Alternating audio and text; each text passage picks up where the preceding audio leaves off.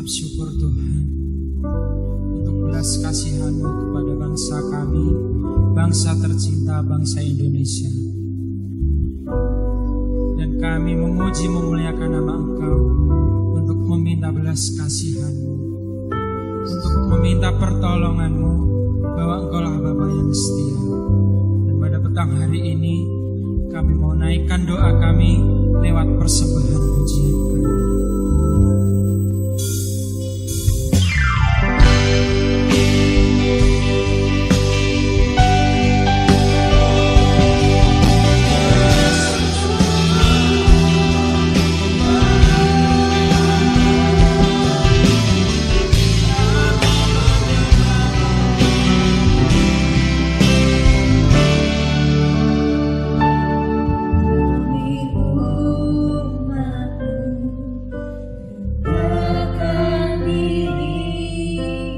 Sujud dan berdoa, mencari wajah-Mu, balik dari jalan kami yang jahat. Oleh anugerah-Mu, ampuni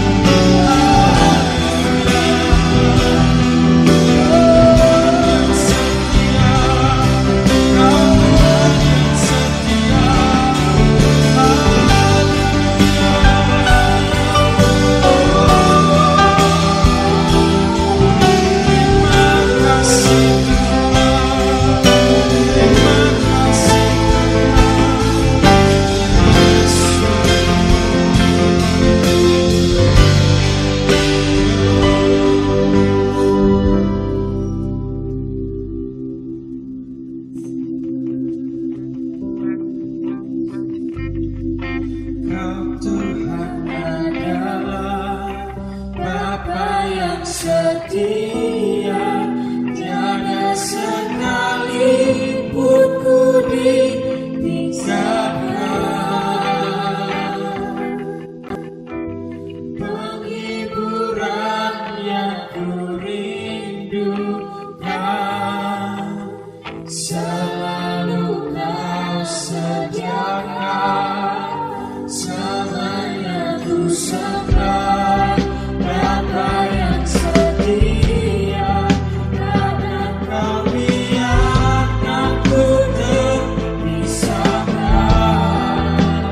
Yesus, Kaulah sumber pertolonganku, yang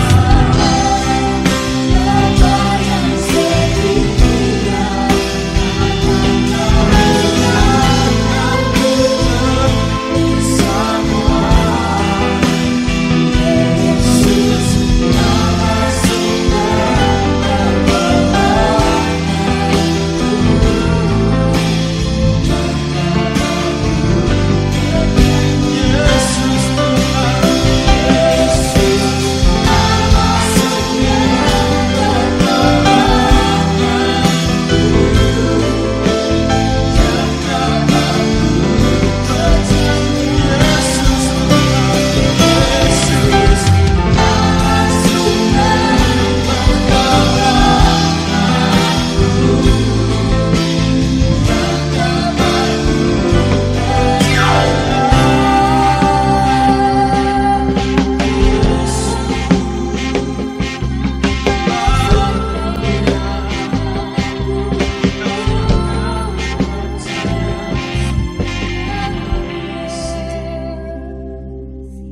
Benar Tuhan, kami aminkan persembahan pujian ini. Hanya Engkaulah sumber pertolongan yang dapat kami percaya Tuhan. Walau di tengah ketidakpastian akan dunia ini Tuhan, di tengah wabah yang sedang terjadi Tuhan, tapi kami mau tetap percaya, kami mau tetap fokuskan pikiran, hati, dan kehidupan kami hanya kepada-Mu. Kami sudah memuji memuliakan nama Engkau Tuhan. Kami sebentar akan diisi oleh kebenaran firman-Mu. Kami yakin dan percaya, baik itu teguran, nasihat maupun berkat, kami mau terima dengan sukacita, karena kami yakin dan percaya Tuhan, itu untuk memberkati kehidupan kami di masa sekarang dan yang akan datang. Terima kasih, ampunilah segala dosa, kesalahan, kekurangan, kelemahan, dan segala hal-hal yang tidak berkenan yang kami lakukan untuk mengiring Engkau. Dan kami mengucap syukur Tuhan pada petang hari ini, dan kami hanya beralaskan di dalam nama Tuhan Yesus Kristus. Kami sudah berdoa dan mengucap syukur. Amin.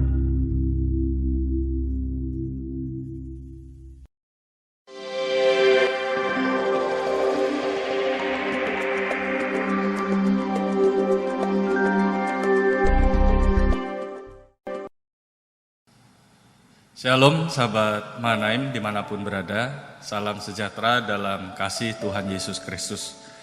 Berjumpa lagi dengan saya dalam ibadah streaming pada saat ini. Doa kami, Bapak Ibu dan saudara semua selalu dalam perlindungan Tuhan dan berkat-berkat Tuhan menyertai kita semua.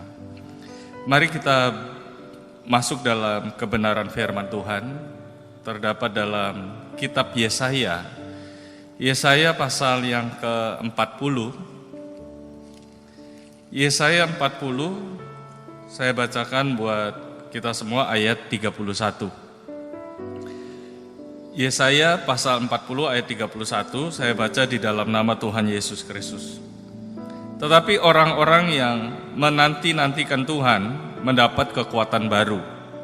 Mereka seumpama Raja Wali yang naik terbang dengan kekuatan sayapnya. Mereka berlari dan tidak menjadi lesu. Mereka berjalan dan tidak menjadi lelah. Berbahagialah orang yang mendengar dan melakukan kebenaran firman Tuhan. Biasanya orang ketika berjalan, terus berjalan, lama-lama orang tersebut akan menjadi lelah. Apalagi berlari, biasanya orang akan menjadi cepat capek, cepat lelah. Tetapi firman Tuhan katakan kepada kita, orang-orang yang menanti-nantikan Tuhan mendapat kekuatan baru. Seumpama Raja Wali yang naik terbang dengan kekuatan sayapnya. Mereka berlari dan tidak menjadi lesu dan berjalan tidak menjadi lelah. Dalam keadaan dunia yang hari-hari ini bukannya semakin baik, tapi semakin jahat, semakin kacau, ada banyak begitu masalah, persoalan, dan juga itu dialami oleh anak-anak Tuhan. Kadangkala masalah satu belum selesai, sudah datang lagi masalah yang lain lagi datang lagi terus, dan seringkali jujur itu membuat kita lelah dalam menjalani hidup ini. Secara psikis, kejiwaan kita capek, ya. Masalah tidak berhenti datang, silih berganti dalam hidup kita. Mungkin dalam rumah tangga, dalam usaha, pekerjaan, ekonomi kita dan sebagainya. Ya, kadangkala membuat kita capek, lelah. Tetapi janji firman Tuhan datang kepada kita semua bahwa mereka berlari tidak menjadi lesu dan berjalan tidak menjadi lelah. Kuncinya ayat ini ada di dalam kata menanti-nantikan Tuhan. Nah, mari kita lihat apa sih yang menjadi maksud firman Tuhan dengan kata menanti-nantikan Tuhan. Apakah menanti-nantikan Tuhan itu menunggu-nunggu Tuhan atau yang bagaimana? Nah, mari kita lihat dalam terjemahan bahasa aslinya, kata menanti-nantikan Tuhan ini dalam bahasa Ibraninya digunakan kata kafah. Kafah itu mempunyai beberapa pengertian. Nah, kita bahas pada ibadah saat ini dua pengertian saja. Yang pertama, yang dimaksud kafah di situ pengertiannya adalah terikat. Jadi orang yang terikat dengan Tuhan itu mendapat kekuatan baru. Orang yang terikat dengan Tuhan berlari tidak menjadi lesu. Orang yang terikat dengan Tuhan berjalan tidak menjadi lelah. Ini janji firman Tuhan.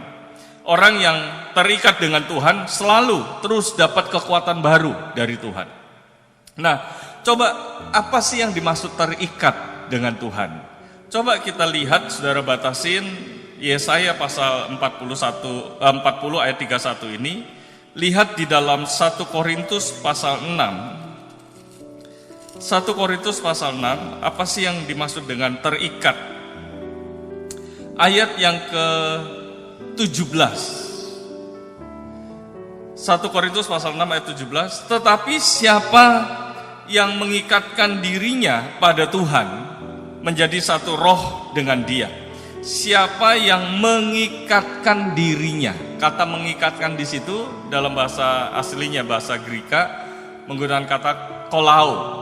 Kolao itu mempunyai pengertian seperti kertas, kemudian ditempel dengan lem dengan kertas lain.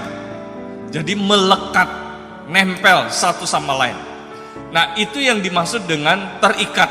Jadi tidak dapat dipisahkan lagi. Ya, tidak dapat dipisahkan lagi. Nah, di dalam Yohanes pasal 14, kalau saudara lihat di dalam ayat yang ketiga, dikatakan demikian, bagian terakhir. Supaya di tempat di mana aku berada, kamu pun berada. Supaya di tempat di mana aku, Yesus berada, kamu pun berada. Nah, ini realita ini yang ingin dijelaskan oleh Yesaya di pasal 40 ayat 31, bahwa kata menanti-nantikan itu terikat, nempel satu sama lain. Ya, seperti kertas yang dilapisi lem kemudian ditempelkan dengan kertas lain, nempel. Nah, sehingga di mana Yesus berada, kita pun berada. Nempel jadi satu, terikat dengan Tuhan, nempel dengan Tuhan. Lah, kok bisa orang yang nempel dengan Tuhan, yang jadi pertanyaan, orang yang nempel dengan Tuhan kok bisa dapat kekuatan baru? Orang yang nempel dengan Tuhan, terikat dengan Tuhan, kok bisa berjalan tidak menjadi lelah, berlari tidak menjadi lesu? Nah, mari kita lihat saudara, di dalam 2 Korintus pasal 4, 2 Korintus pasal 4, di dalam ayat yang ke-7, 2 Korintus pasal 4 ayat 7, tetapi harta ini kami punyai dalam bejana tanah liat. Nah, ini surat dari Rasul Paulus ya. Seringkali dalam surat-suratnya Paulus menggunakan kata-kata kiasan. Ya, kiasan seperti duri dalam daging. Nah, demikian juga di ayat 7 ini, harta yang kami punyai dalam bejana tanah liat. Nah, bejana tanah liat itu yang dimaksud adalah hidup manusia yang gampang rapuh, gampang pecah, gampang khawatir, gampang susah, gampang frustasi, ya, gampang hancur, bejana tanah liat. Tetapi puji Tuhan, di dalam bejana tanah liat, manusia yang gampang hancur, gampang pecah, itu ada harta. Ya, harta yang dimaksudnya adalah Tuhan Yesus Kristus. Harta di dalam bejana tanah liat supaya apa? Supaya nyata bahwa kekuatan yang melimpah-limpah itu berasal dari Allah, bukan dari diri kami. Supaya nyata bahwa kekuatan itu bukan dari Paulus, tetapi dari Allah yang ada di dalam diri Paulus. Jadi saudara yang dikasih Tuhan, kalau kita nempel dengan Tuhan, terikat dengan Tuhan, ya, terikat dengan Tuhan, janji firman Tuhan katakan bahwa kekuatan yang melimpah-limpah itu akan Tuhan nyatakan dalam hidup kita. Sehingga ketika kita berlari, kita tidak menjadi lesu. Ketika kita berjalan, kita tidak menjadi lelah. Ada banyak persoalan, ada banyak masalah mungkin, ada banyak kesusahan yang datang silih berganti dalam hidup kita. Tetapi kita bilang seperti Rasul Paulus, tidak ada yang sanggup memisahkan saya dengan kasih Kristus. Kita bisa berkata seperti Rasul Paulus katakan, pencobaan ini biasa, tidak melebihi kekuatan. Kenapa? Karena ada kekuatan yang melimpah-limpah yang dari Tuhan, yang Tuhan nyatakan dalam hidup kita. Karena itu mari saudara yang dikasih Tuhan, Bapak Ibu, ya, terikatlah dengan Tuhan. Nempellah terus dengan Tuhan. Jangan kita terikat dengan harta dunia. Jangan kita terikat dengan hobi, kesenangan dan sebagainya. Tetapi mari terikatlah hanya kepada Tuhan. Tuhan sumber kekuatan kita, Tuhan sumber penghiburan kita, sumber sukacita. Dia akan terus memberikan kekuatan yang berlimpah-limpah. Sehingga ketika kita berjalan, ketika kita berlari, kita tidak menjadi lesu dan kita tidak menjadi lelah. Karena ada kekuatan yang melimpah-limpah. Nah, bagaimana caranya supaya kita terikat dengan Tuhan? Nah, mari kita belajar dari Rasul Paulus ini, beberapa tokoh ya di dalam firman Tuhan. Kalau saudara lihat dari Rasul Paulus, Musa dan Yosua, itu ada satu kesamaan. Nah, coba lihat di dalam Kisah Para Rasul dulu, Kisah Para Rasul pasal 20. Kisah Para Rasul pasal 20 ayat yang ke-22. Ini Paulus katakan gini. Tetapi sekarang sebagai tawanan roh, ya, tawanan roh, Paulus memposisikan dirinya, dia terikat dengan Roh Kudus. Dia terikat dengan Yesus. Ya, dia memposisikan dirinya sebagai tawanan roh. Tawanan roh, aku pergi ke Yerusalem dan aku tidak tahu apa yang akan terjadi atas diriku di situ. Ya, Paulus tahu di Yerusalem ada aniaya, ada siksaan, ada penjara yang siap menanti dia. Tetapi karena dia sebagai tawanan roh, terikat dengan Tuhan, tawanan roh, dia pergi juga ke Yerusalem. Nah, demikian juga Musa dan Yosua. Kalau saudara lihat, sebelum Musa diberi tugas oleh Tuhan memimpin bangsa Israel keluar dari Mesir, dan juga sebelum Yosua memimpin bangsa Israel masuk ke tanah perjanjian, maka ada satu tugas, ada satu perintah yang sama yang Tuhan berikan kepada Musa dan juga kepada Yosua. Apa itu? Yaitu perintah tanggalkan kasut. Saudara boleh lihat, saya tidak buka-buka firman Tuhan di dalam Keluaran pasal 3 ayat 5. Tuhan katakan kepada Musa, tanggalkanlah kasutmu. Kemudian di Yosua pasal 5 juga, ya ayat 15 mungkin. Itu juga Yosua diperintahkan oleh malaikat Tuhan, ya, tanggalkanlah kasutmu. Ya, memang mungkin banyak hamba Tuhan menafsirkan ini untuk itu karena tempat kudus Tuhan, menghormati tempat kudus Tuhan. Iya, nggak salah sih. Tetapi saudara dikasih Tuhan, ada maksud yang lebih dalam lagi dari menanggalkan kasut di situ, dari lebih dari sekedar itu tempat kudus ya Tuhan. Nah, kalau saudara lihat di dalam apa sih yang dimaksud menanggalkan kasut? Saudara lihat di dalam Yesaya pasal 20. Yesaya pasal 20. Dikatakan dalam ayat yang pertama saya baca mulai. Pada tahun ketika panglima yang dikirim oleh Sargon, Raja Asyur tiba di Asdod, lalu memerangi dan merebutnya. Pada waktu itu berfirmanlah Tuhan melalui Yesaya bin Amos, firman-Nya, pergilah dan bukalah kain kabung dari pinggangmu dan tanggalkanlah kasut dari kakimu. Ya, tanggalkanlah kasut dari kakimu. Lalu ia pun berbuat demikian, maka berjalanlah ia telanjang dan tidak berkasut. Suruh tanggalkan jubah, bukalah kain kabung, dan kemudian tanggalkan kasut. Nah, ayat 3, berfirmanlah Tuhan, seperti hambaku Yesaya berjalan telanjang dan tidak berkasut 3 tahun lamanya sebagai tanda dan alamat terhadap Mesir dan terhadap Ethiopia. Demikianlah Raja Asyur akan menggiring orang Mesir sebagai tawanan. Ya, orang Asyur menggiring orang Mesir sebagai tawanan dan orang Ethiopia sebagai buangan.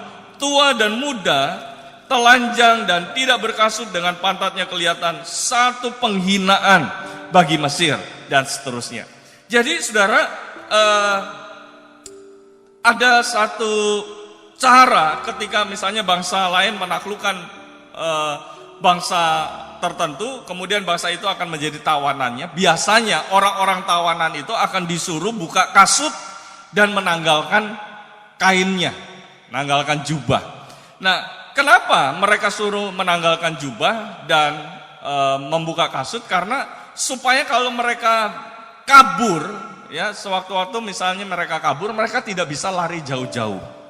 Karena di padang gurun cuaca begitu ekstrim, kalau malam bisa cuaca begitu dingin, udara begitu dingin sekali sehingga mereka tidak bisa lari jauh. Atau siang udara begitu panas, karena mereka tidak berkasut, mereka tidak bisa lari jauh, akhirnya mereka bisa ditangkap lagi. Nah, jadi saudara, apa sih artinya menanggalkan kasut, membuka jubah juga?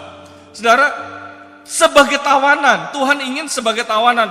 Musa diperintahkan Tuhan, Yosua juga diperintahkan Tuhan, tanggalkan kasutmu, tanggalkan kasut. Supaya apa? Supaya mereka, Musa dan Yosua, menjadi tawanannya Tuhan.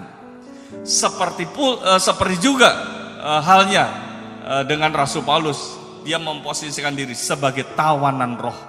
Nah, mari orang yang terikat dengan Tuhan, orang yang kafah dengan Tuhan, orang yang nempel dengan Tuhan, orang yang bersedia melepaskan kasutnya, orang yang bersedia melepaskan jubahnya, orang yang terikat dengan Tuhan, orang yang bersedia menanggalkan jubah, menanggalkan kasut.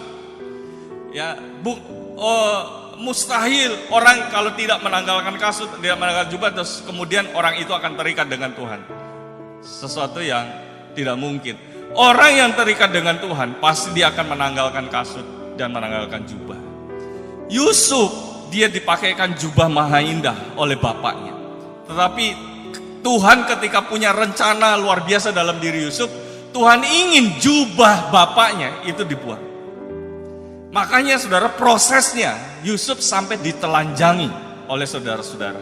Malu dia, copot jubah maha indah.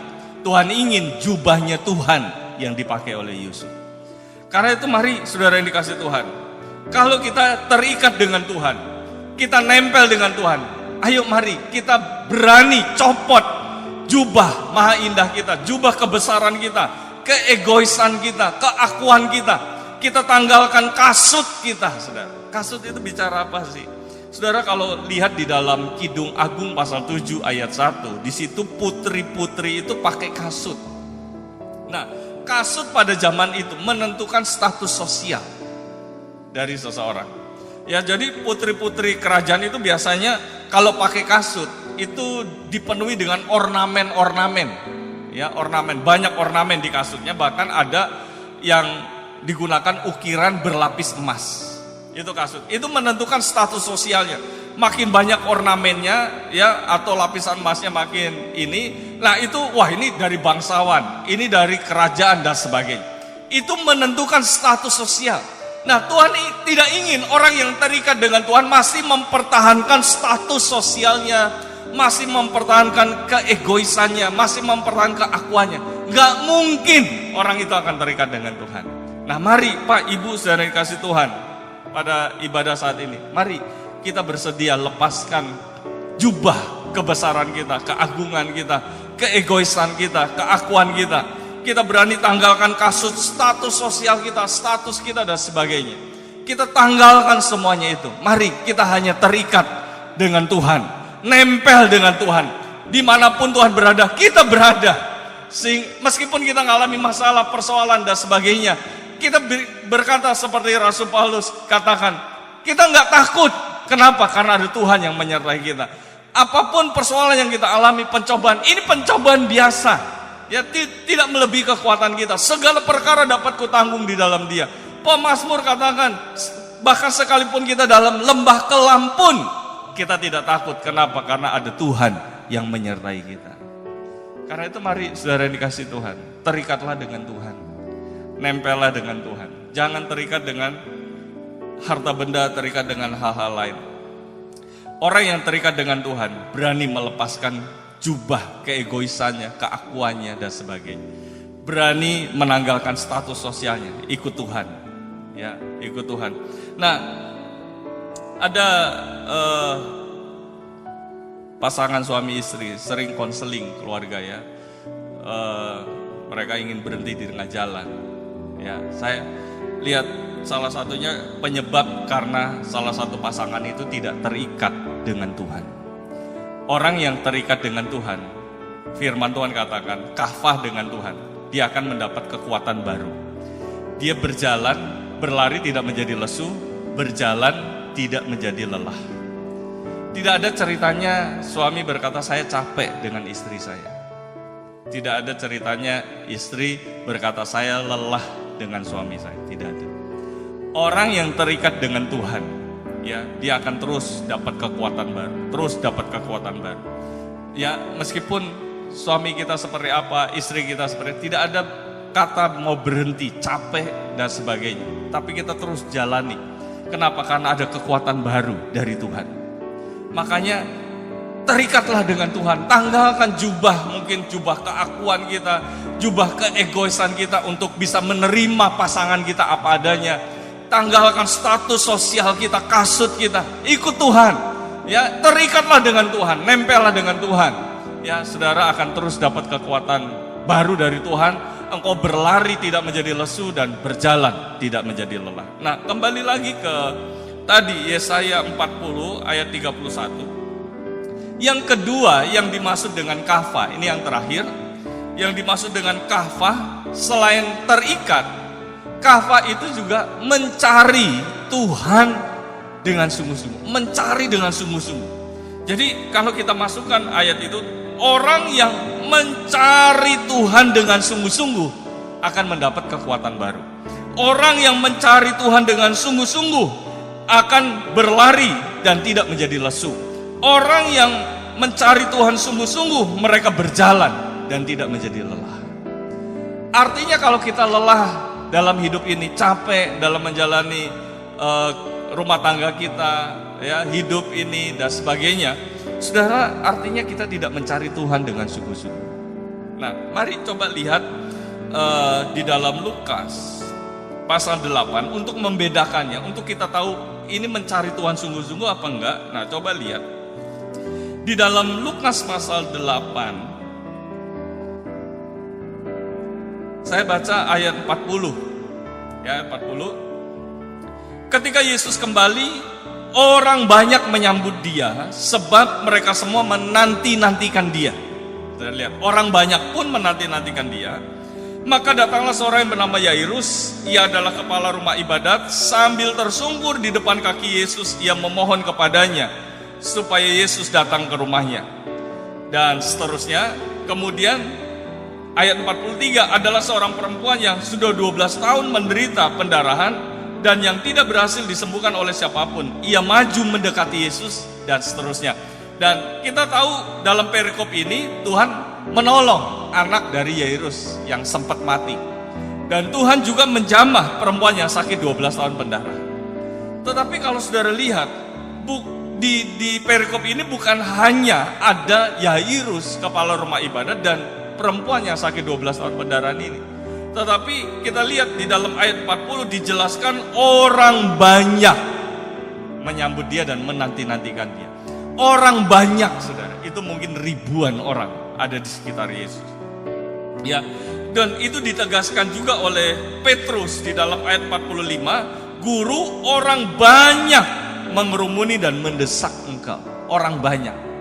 Jadi ini bukan hanya ada Yairus dan perempuan yang sakit 12 tahun pendarahan, tetapi orang banyak. Tetapi kenapa hanya dalam perikop ini hanya Yairus dan perempuan yang sakit 12 tahun pendarahan ini yang mendapat pertolongan Tuhan, mujizat Tuhan? Kuncinya karena Yairus dan perempuan ini mencari Tuhan dengan sungguh-sungguh.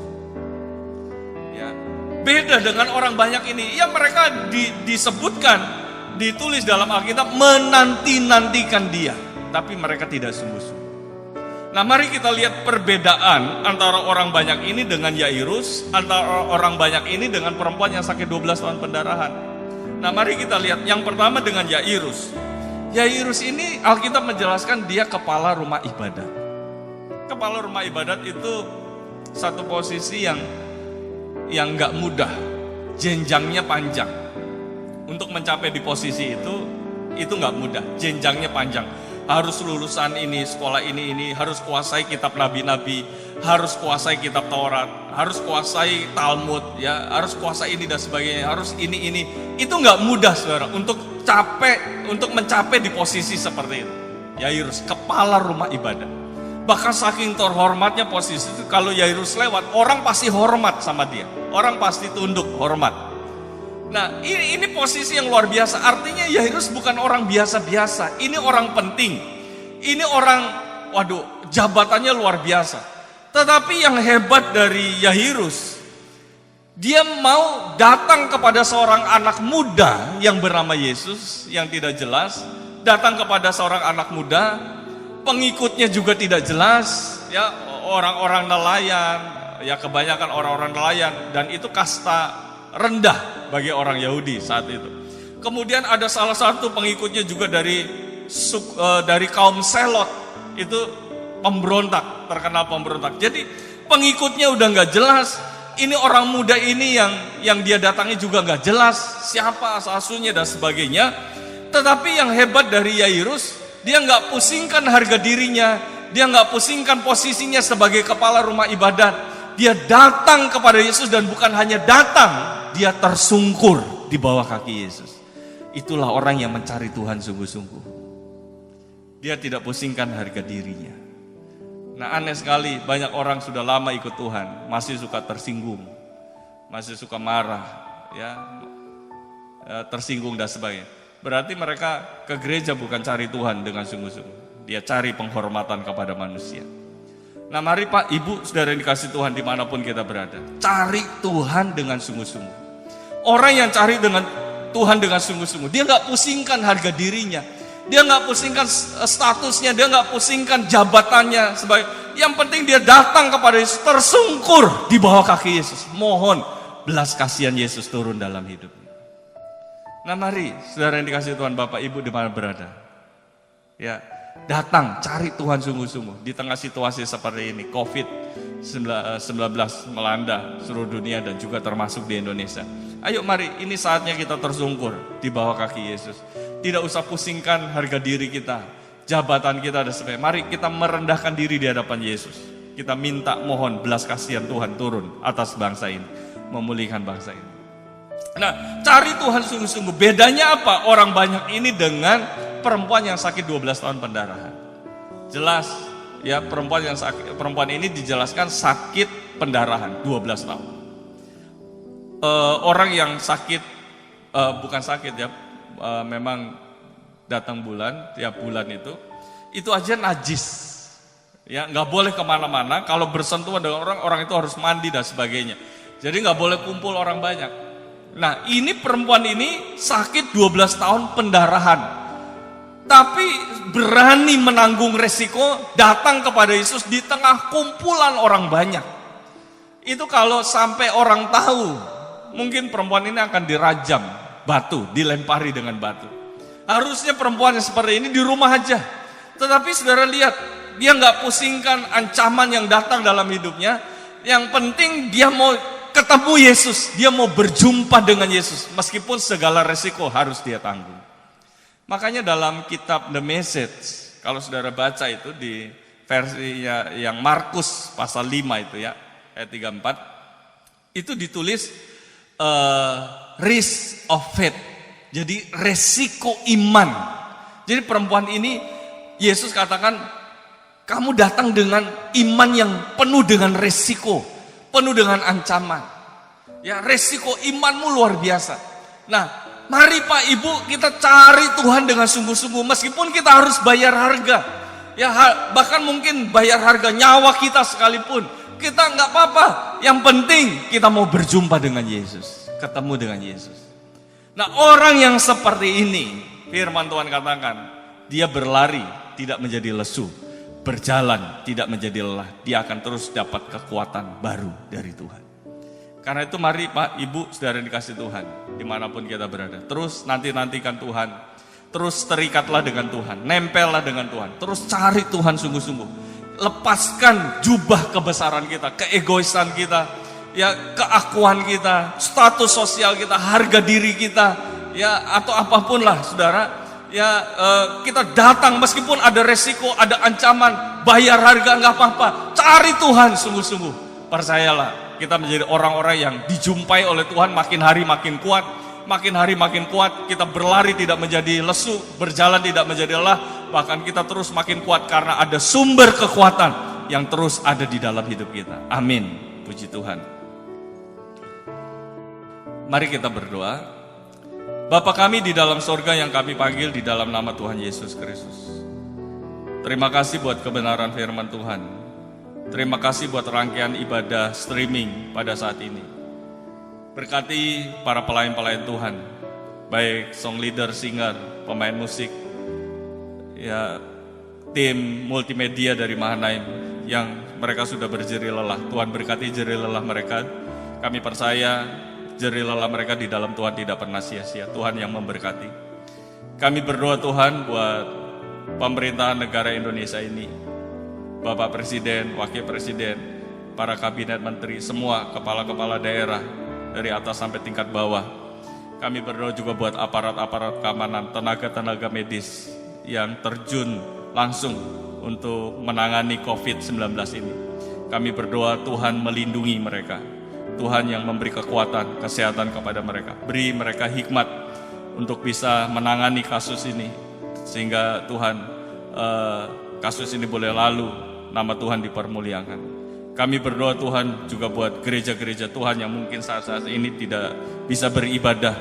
Tuhan yang memberikan kekuatan kepada mereka. Tuhan yang memberikan penghiburan kepada mereka. Jemaat Tuhan dimanapun berada, jaga iman mereka untuk tetap terikat dengan Tuhan. Untuk tetap mencari Tuhan dengan sungguh-sungguh. Ya, kami percaya ketika mereka terikat dengan Tuhan, cari Tuhan dengan sungguh-sungguh, kekuatan baru Tuhan terus nyatakan dalam hidup mereka, sehingga mereka boleh berlari dan tidak menjadi lesu, mereka berjalan dan tidak menjadi lelah, karena ada kekuatan dari Tuhan yang Tuhan nyatakan dalam hidupnya. Terima kasih Tuhan, terima kasih.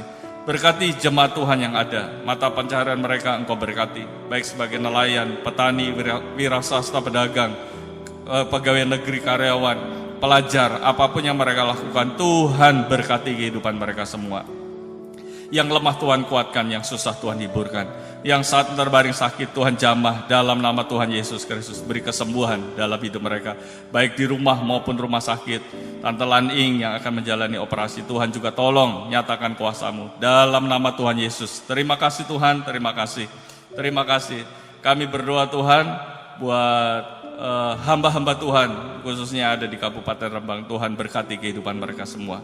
Mari saudara-saudara yang dikasih Tuhan, kita pulang dengan membawa berkat.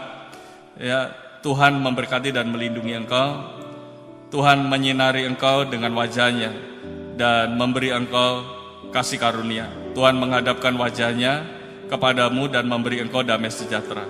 Terimalah berkat ini di dalam nama Allah Bapa, Allah Anak dan Allah Roh Kudus, yaitu di dalam nama Tuhan Yesus Kristus. Mari sama-sama yang percaya kita katakan, amin.